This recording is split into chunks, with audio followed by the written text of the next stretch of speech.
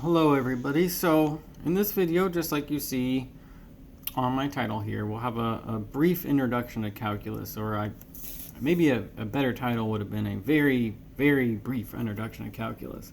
You can spend your lifetime learning about calculus and its applications, but what I'm thinking in this video is I'm sort of thinking like a scientist or engineer, where you're presented with some kind of problem that involves numbers and you need to figure out the right technique to solve it.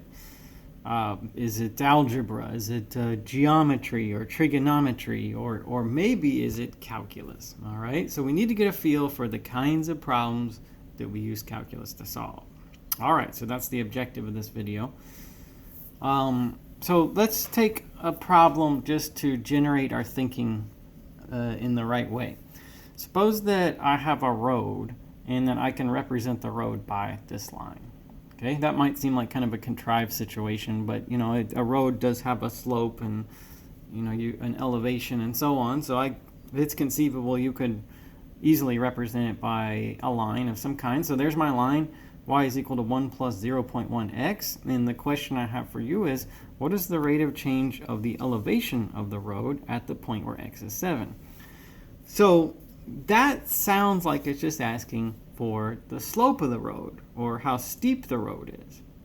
And if I represent the road by this equation, then the slope is given to be 0.1. That appears to be all we're looking for.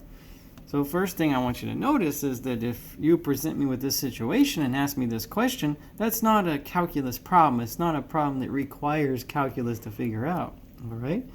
So, all right, I'll think about it like this. That element of the equation, that coefficient of the x right there, tells me that the slope of either the line or the road is 0.1, and slope is rise over run. That's the definition. So I'm going to go ahead and write that as 1 over 10. So if you are at this point where x is 7, all right, with our coordinate system, then the way the road is like this.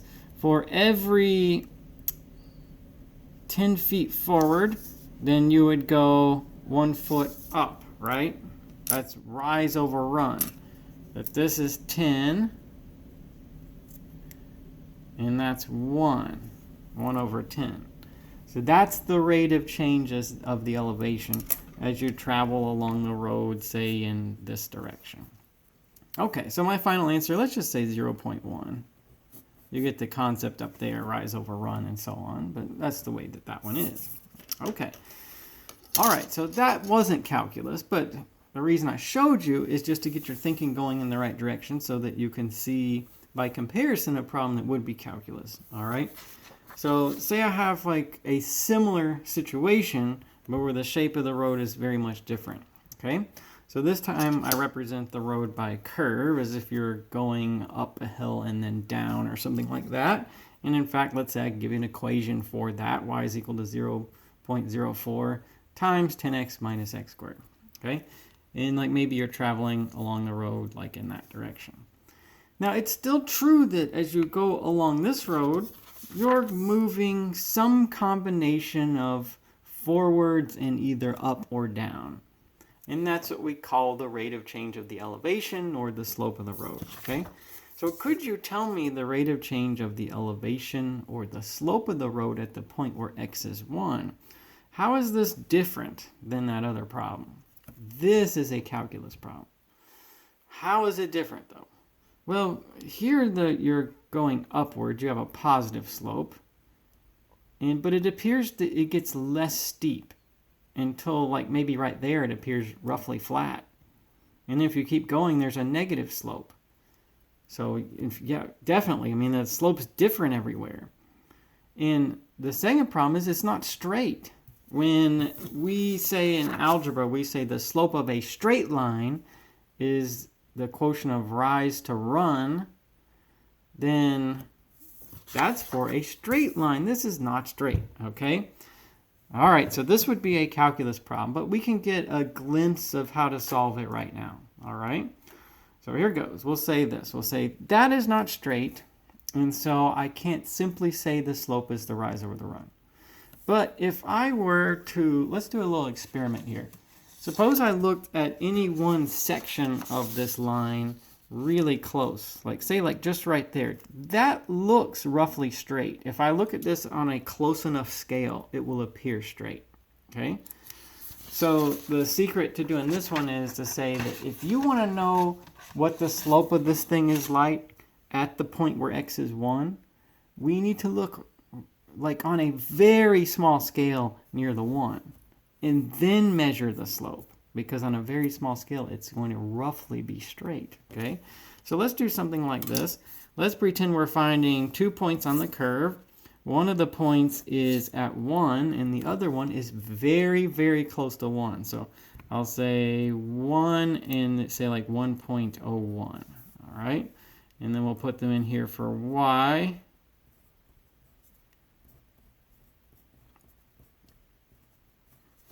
And then from that, we'll have points and we can calculate rise over run.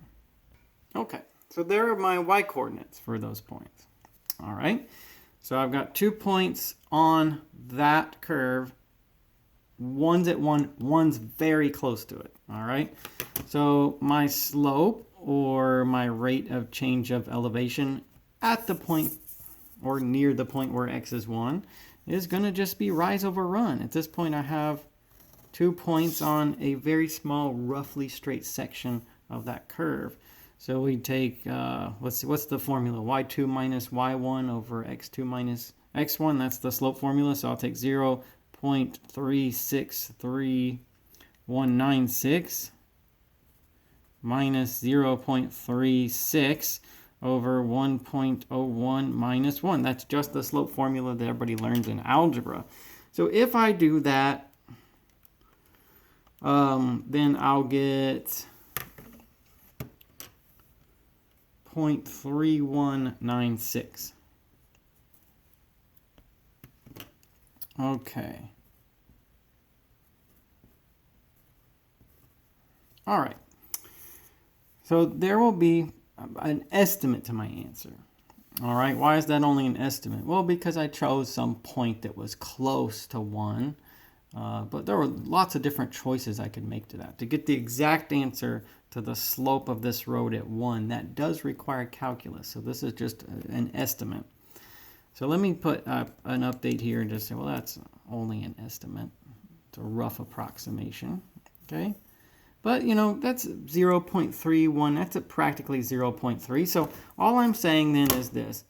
If we look at the spot where x is 1, okay, then we're going to find this point here, which is at 1 for x and 0.36 for y. Okay? And then we'll find this other point slightly to the right and slightly up. 1.01, 0.363196, right? And it's like something like that. Okay? And then there's the whole rest of the curve too. But this is just that one small part, roughly in the neighborhood of 1. The slope there, the rise over the run, is that number. It's about 1 over 3. It's about 0.3. Okay? All right, so this is a calculus problem. It's a calculus problem because this curve has different slopes at different spots, and it's a curve. It's not straight. Our rise over run formula doesn't apply unless we look at an extremely small scale. Okay? All right, so let's see one other type of problem that is calculus. One, like if you read somewhere else, you might say like you might hear or read that calculus involves 2 kinds of problems: finding the slope of a curve, which is like this one, and finding the area of an irregular region, which is like what I'm about to show you. So let's take this problem as a warm-up. Calculate the area of the region contained by these 3 lines. Y is equal to 4 minus 2x. Y is equal to 0.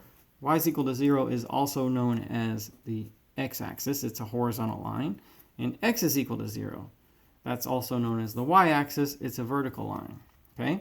Now, if I take these 3 things, the space that they contain is this triangular region. So for you to calculate the area of that would be a simple matter. That would just be geometry. That would not require calculus. It wouldn't require anything that you don't already know. Okay? So the area of this region being a triangle is 1/2 base times height. See, can I figure out what the base and the height are? This line 4 minus 2x has a y-intercept at 0 and 4 and an x-intercept at 2 and 0. So it has a base of 2 and a height of 4. So its area is 4 square units. Okay? All right. Just geometry. That's all it is.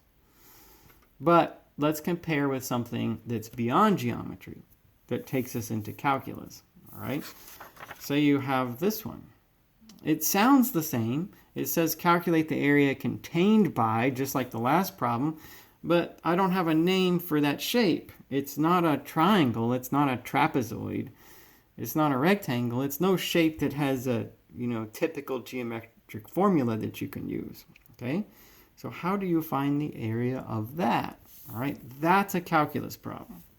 That's something that we'll learn to do throughout the semester. For now, though, can you tell it's different than the one I just showed you? Can you tell there's some limitations to doing it that make it something new for us? Okay? Now, as it is, we need to figure out a way to try to answer this, just like that last problem. Figure out some way to tell me the slope of that road at the point where x is 1. This was the argument I gave you for doing that.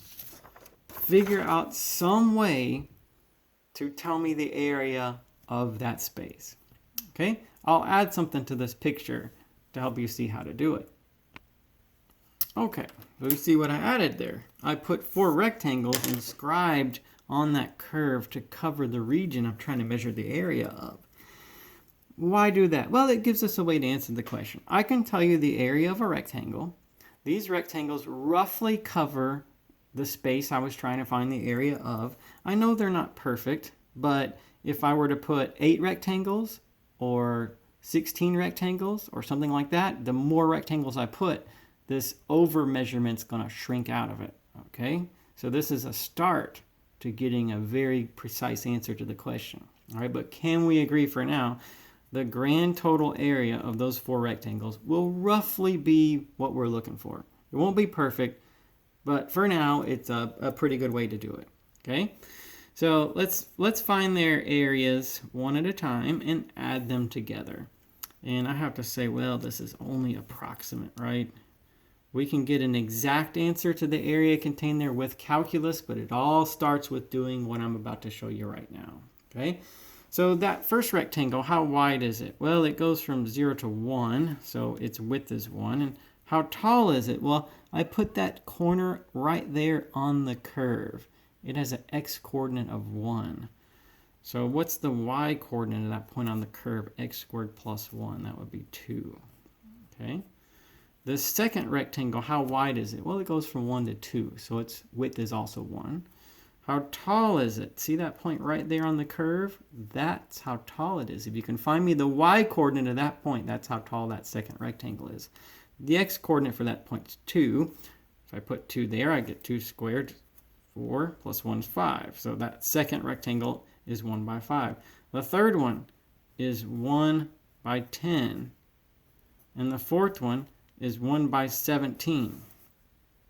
And so that all adds up to be about 34 square units. Okay? All right, so our area is roughly 34 square units. There's obviously a little bit of over measurement, but we could improve on that if we had more rectangles. Okay? But you see the difference, right? You see that this area problem is just geometry, nothing more. Calculus is not required. This one is a bit different. This one is beyond just geometry. We can get an estimate for now. That's how we can estimate it. But throughout the semester, we'll learn to turn this into something with greater precision. And that approximation will be in equals. All right, we'll find a way to get a perfect measurement, not just a mere approximation.